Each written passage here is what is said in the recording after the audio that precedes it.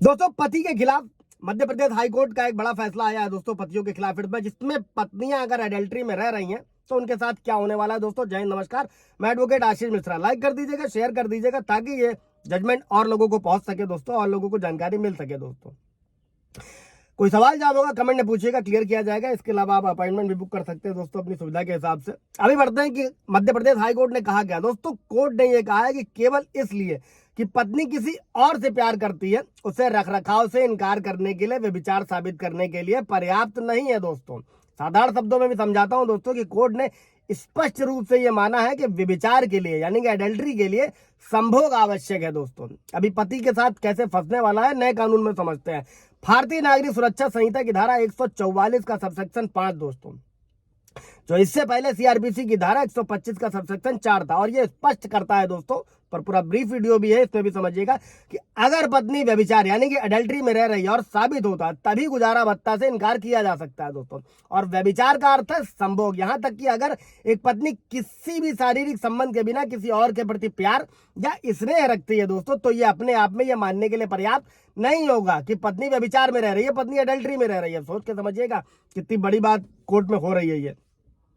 दोस्तों पति ने फैमिली कोर्ट के आदेश के खिलाफ हाई कोर्ट का दरवाजा खटखटाया था, जिसमें प्रतिवादी यानी पत्नी को 4,000 रुपए जो है अंतरिम मेंटेनेंस देने का आदेश दिया गया था दोस्तों। और ये दलील दी गई थी कि जो संशोधन करता यानी कि पति है केवल 8,000 रुपए कमा रहा था, और पत्नी को पहले से ही हिंदू विवाह अधिनियम की धारा 24 के तहत जो पारित आदेश था उसके अंतर्गत अंतरिम रखरखाव के लिए 4,000 रुपए मिल रहे थे दोस्तों। और आगे ये दलील दी गई कि पत्नी का प्रेम संबंध था और आवेदक यानी कि पति को उसके पिता द्वारा उसकी पैतृक संपत्ति का निपटान कर दिया गया था, और कोर्ट ने ये कहा। और इसी के साथ दोस्तों कोर्ट ने यह भी माना था कि जो पति ने वेतन के लिए प्रमाण पत्र या जो रसीदें जारी करी थी उनका तारीख या स्थान का उल्लेख नहीं किया गया था दोस्तों। इसी के साथ में अधिकारियों द्वारा सत्यापित किए जाने तक उस पर भरोसा किया जा सकता था दोस्तों। और कोर्ट ने रजनीश बनाम नेहा के केस पर भरोसा किया, जहां सुप्रीम कोर्ट ने कहा है कि अगर कोई व्यक्ति सक्षम है तो पत्नी को रखरखाव देने के लिए जो है वेतन यानी कि सैलरी बाधा नहीं है दोस्तों। और ये देखते हुए कि पति ने यह तर्क नहीं दिया था कि वो एक सक्षम व्यक्ति नहीं था, तो न्यायालय ने कोर्ट ने क्या कहा दोस्तों कि प्रतिवादी यानी कि पत्नी ने अपनी डायरी में विशेष रूप से लिखा था कि पति के परिवार ने शादी के समय दावा किया था कि उनके पास बहुत सारी जमीन है, लेकिन वास्तव में उनके पास कोई जमीन नहीं है। और केस डायरी में पत्नी ने